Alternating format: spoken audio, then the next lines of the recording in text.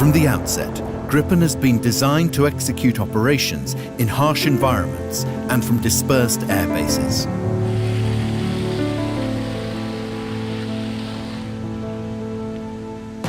The key to operational effect is to get fighters airborne when needed.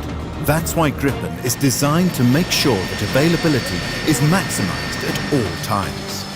Gripen can operate from a road strip of only 16 by 800 meters. This means the fighter can be deployed from extremely short or battle-damaged runways, taxiways, small civil airfields, or even highways.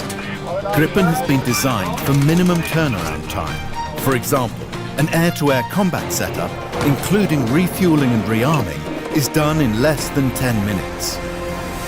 Using only one technician and 5 conscript mechanics, equipped with efficient and smart tools and equipment. All Gripen equipment for maintenance and turnaround at squadron level are deployable for operations at temporary air bases.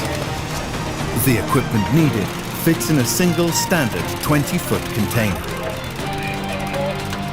Gripen fighters can be airborne right after the scramble signal, requiring only engine start and final automatic startup tests.